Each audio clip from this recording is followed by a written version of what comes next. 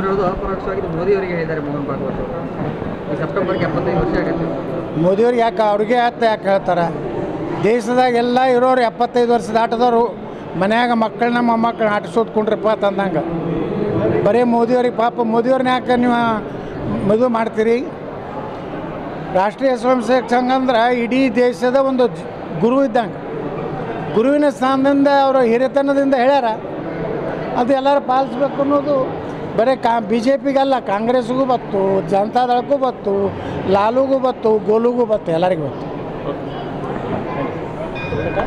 ಹೇಳೋದು ಅಪರೋಕ್ಷವಾಗಿ ಮೋದಿಯವರಿಗೆ ಹೇಳಿದ್ದಾರೆ ಮೋಹನ್ ಭಾಗವತ್ ಅವರು. ಈ ಸೆಪ್ಟೆಂಬರ್ಗೆ 75 ವರ್ಷ ಆಗುತ್ತೆ. ಮೋದಿಯವ್ರಿಗೆ ಯಾಕೆ ಅವ್ರಿಗೆ ಯಾಕೆ ಹೇಳ್ತಾರೆ?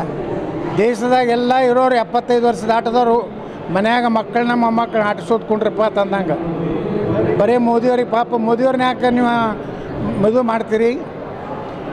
ರಾಷ್ಟ್ರೀಯ ಸ್ವಯಂ ಸೇವಕ ಸಂಘ ಅಂದ್ರೆ ಇಡೀ ದೇಶದ ಒಂದು ಗುರು ಇದ್ದಂಗೆ.